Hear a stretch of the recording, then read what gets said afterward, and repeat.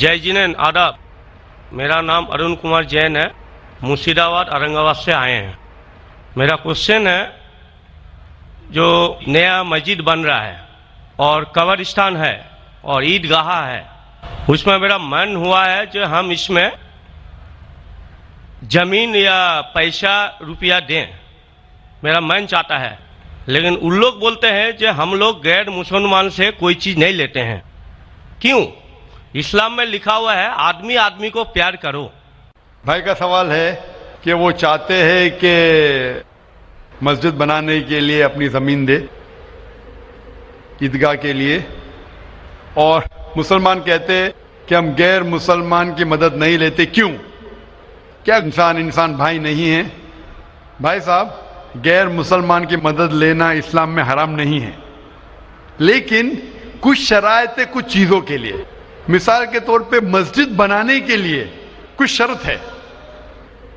मस्जिद बनाने के लिए एक मुसलमान अपनी ज़कात का पैसा भी नहीं दे सकता है।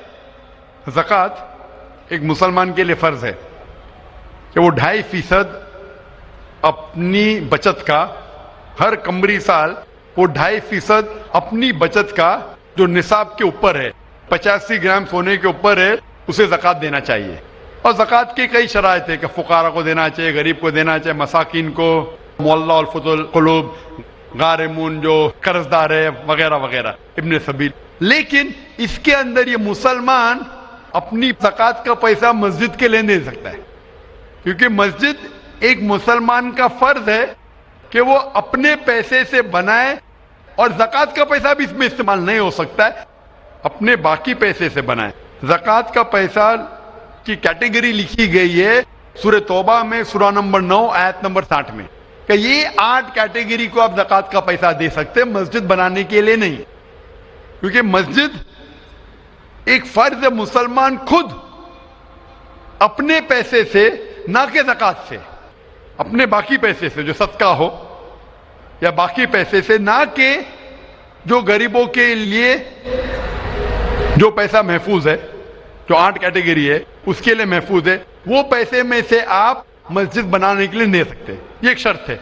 उसी तरीके से शर्त है कुरान मजीद की कि मस्जिद की देखभाल सिर्फ वो लोग करना चाहिए जो इस पे ईमान लाते हैं, जो इस बात में मानते हैं, जो ईमान लाते हैं और जो मानते और अपने अच्छे अपने पैसे से।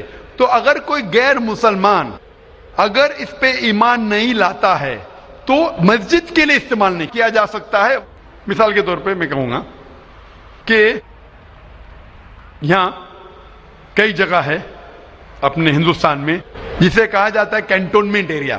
तो कैंटोनमेंट एरिया मतलब वो एरिया जहां सिर्फ मिलिट्री के लोग जा सकते हैं। आम हिंदुस्तानी, मैं हिंदुस्तान का नागरिक हूं, मैं ये नहीं कह सकता कि मैं हिंदुस्तान का नागरिक हूं इसीलिए मुझे कैंटोनमेंट एरिया में जाने दो। वो रूल है। कैंटोनमेंट एरिया में जाने के लिए फर्ज है क्या वो लोग जो अपनी पूरी जिंदगी देते हैं देश की हिफाजत करने के लिए, वो लोग को इजाजत है। आम आदमी कैंटोनमेंट एरिया में नहीं जा सकता है, ये उसूल है देश का। उसी तरीके से जो लोग ईमान लाते हैं मजहब पे और ज़कात के अलावा अपनी बाकी आमदनी के पैसे से मस्जिद बना सकते हैं। तो इसीलिए क्योंकि आप ईमान नहीं लेके आए तो मस्जिद बनाने के लिए आपके पैसे का इस्तेमाल नहीं हो सकता है। लेकिन बाकी खैरात की अलग बात है। अगर आप किसी को पैसा देते हैं, किसी को तालीम के लिए, मुसलमान को, तो हराम नहीं कि मुसलमान गैर मुसलमान का पैसा नहीं ले सकता है। सिर्फ मस्जिद के लिए शर्त है। तो कुछ चीजों के लिए शराइत है, बाकी चीजों के लिए नहीं। मिसाल के तौर पर आप कहना चाहते हैं कि मैं मेरे पैसों से कोई मुसलमान को पढ़ाना चाहता हूं, तो कोई मुसलमान आपके पैसे से तालीम हासिल करना उसके लिए हराम नहीं है, सिर्फ मस्जिद के लिए।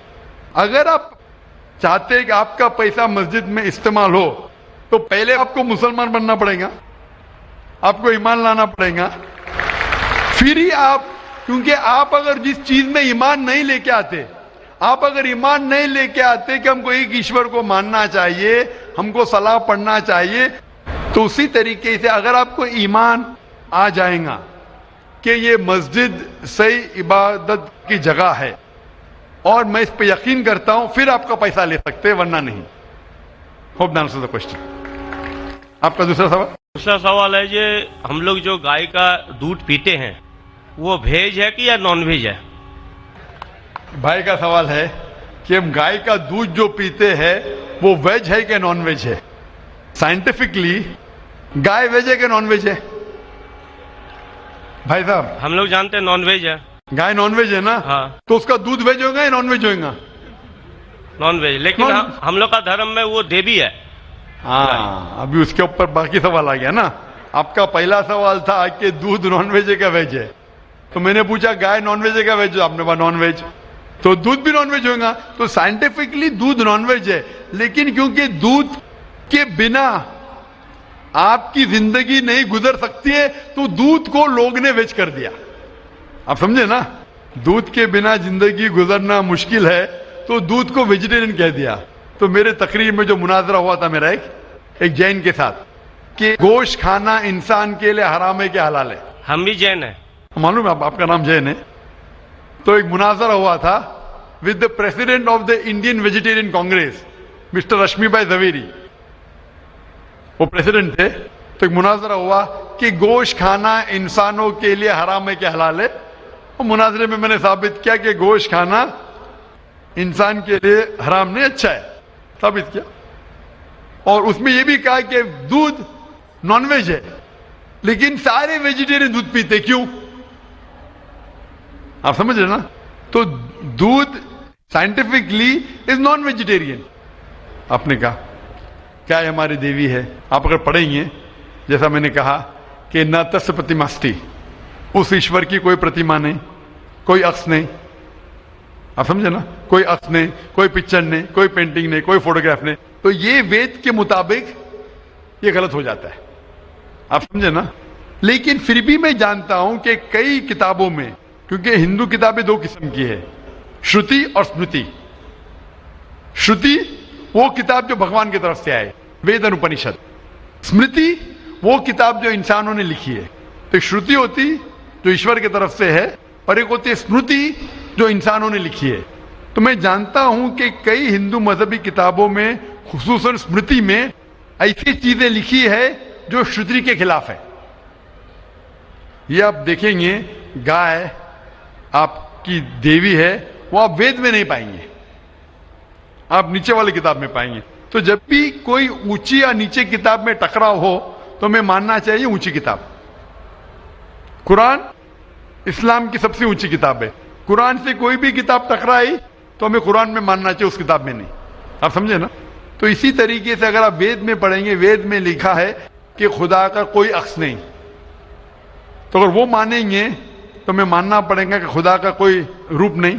तो ये कहना कि गाय देवी है, ये कई पंडित कहते हैं कि हम जानते हैं कि खुदा एक है, हम जानते हैं ईश्वर एक है, लेकिन हमें कंसंट्रेशन के लिए हमें बहुत बार मूर्ति का सहारा लेना पड़ता है। पंडित लोग से मैं बात करता हूं कि आपकी किताबों में साफ लिखा है कि भगवान एक है, ना उसका कोई अक्स है, ना कोई मूर्ति है, ना कोई पेंटिंग है, ना कोई पिक्चर है। तो वो कहते हैं हम मानते हैं ये बात पे, लेकिन क्या कंसंट्रेट करने के लिए पहले शुरुआत में हमें अक्स की जरूरत होती है, एक मूर्ति की।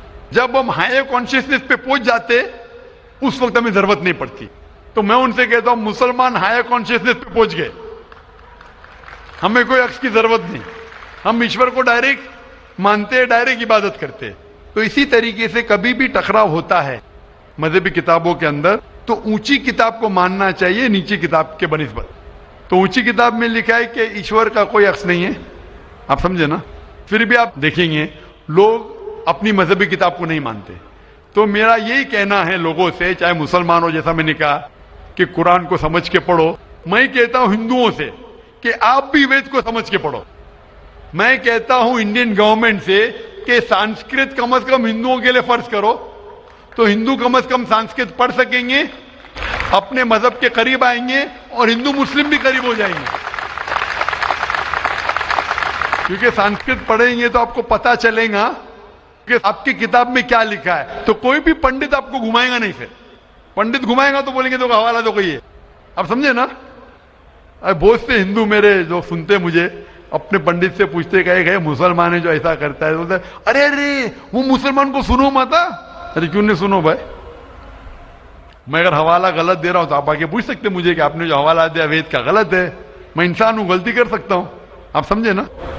तो मैं कहता हूं हिंदुओं से कि आप संस्कृत जानो, अपनी वेद पढ़ो, ताला विला कलिमतिन सवाइम बैन बैनकुम। आओ हम उस बात की तरफ जो आप और हम यकसा है, यकसानियत की तरफ आएंगे तो हिंदू मुसलमान एक हो जाएंगे। Hope the answer the question.